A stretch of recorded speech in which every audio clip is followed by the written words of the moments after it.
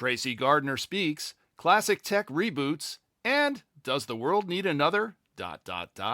Welcome to the Unlimited Supply Podcast, your daily music business TLDR in your ear, powered by humans living in fragile equilibrium with AI, and brought to you by No Disc, helping music, technology, and finance companies navigate the music industry, and partnered with Digital Music News. I'm Lars Murray. It's November 18th, 2025. It's Tech Tuesday, but before we geek out, this should probably wait until Viral Wednesday, but it's not every day that TikTok's head of music, Tracy Gardner, speaks to the press, so we figured it's worth moving up a day. Gardner did a rare interview with Kristin Robinson over at Billboard, probably timed and designed to put some common apprehensions about TikTok to rest in the wake of layoffs and uncertainty over the future of the platform. It succeeds. To a point. It's clear that Gardner understands and is very thoughtful about what the music industry wants and needs from TikTok. She says all the right things about AI, and her take that songwriters deserve treatment more like artists than they've historically gotten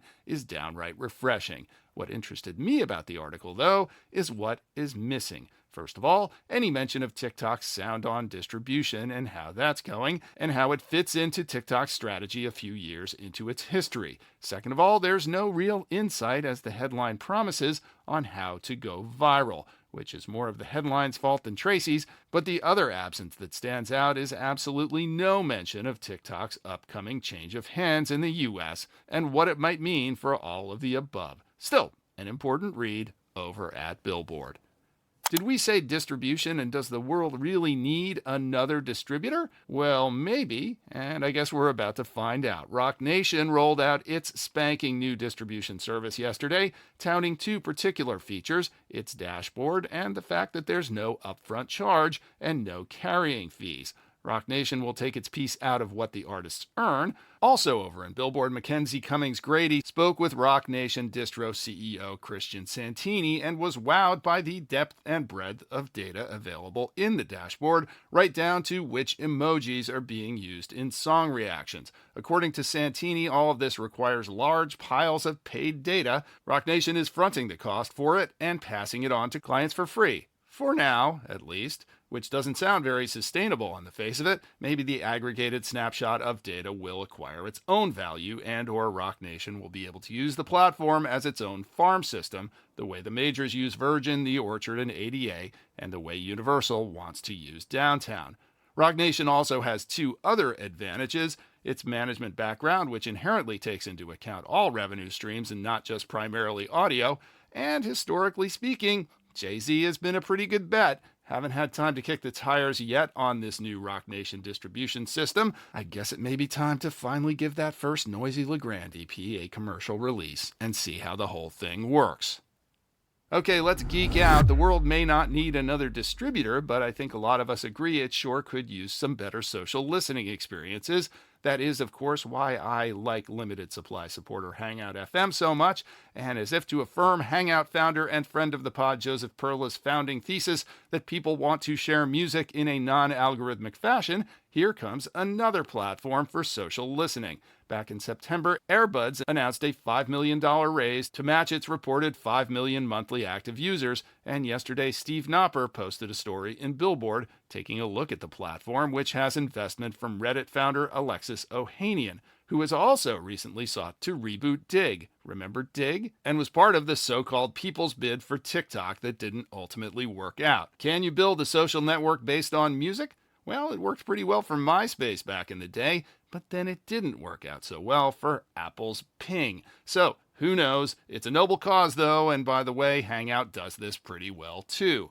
Hangout, of course, is a reboot of the late great Turntable FM, and here comes another reboot of a pioneering social technology by another social founder. This time, it's Jack Dorsey, who is relaunching Vine under the new moniker Divine. Dorsey has acquired the Vine archive, which will warm the hearts of all first-wave short-form video creators. Vine, after all, was the precursor to TikTok, and arguably Twitter shutting it down in 2017 was the first in a series of brilliant strategic decisions that has resulted in the current state of X. Just as maybe it is time for another distributor and another social listening platform, maybe it's time to get back into the short video market If, like Dorsey, you are a successful serial tech entrepreneur and your major competition is about to be owned by Spring Chicken's Larry Ellison and Rupert Murdoch.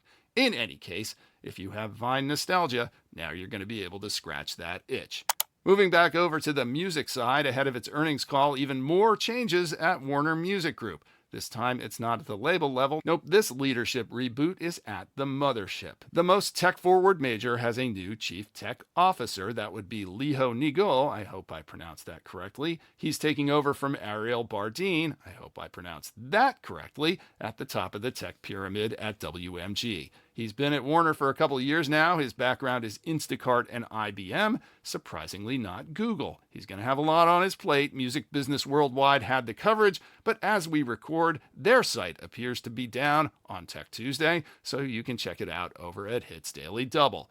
Finally, it wouldn't be Tech Tuesday if we didn't have a little bit of AI fear and loathing to talk about, and I'm happy to talk about Paul McCartney all day, every day. In this case, Macca has added his voice, or lack thereof, to the vinyl version of the album entitled Is This What We Want?, which was released digitally in February as a protest to suggested UK AI policies that would give away the ranch, so to speak. It's always good for human creators to have allies like Sir Paul as they deal with tens of thousands of tracks of AI slop updated daily based on their hard work. Robert Booth has the coverage over in The Guardian. And that's another Tech Tuesday. Support for Unlimited Supply is provided by Roy-Fi. If you need an advance to take your career to the next level, Roy-Fi has the best rates in the industry, the fairest terms, and no hidden agendas. Roy-Fi is mission-driven to give artists the independence they need. See if you're eligible for an advance at Roy-Fi. That's ROYFI.com. If you like what you hear, please hit that follow button wherever you get your pods. I live for your praise and encouragement in person, but it helps a lot more if you drop us a rating and or a review on Apple Podcasts, YouTube, or Spotify, and tell a friend or three. Links are in the show notes, but you can also visit unlimitedsupplypod.com to sign up for our newsletter, to tell us what you think about the show, to suggest feature ideas, to feed us info, to feed us lunch, to call us out on our dubious assertions, and to tell us what we're missing out on. I'm Lars Murray, and remember, in this business, no conflict means no interest.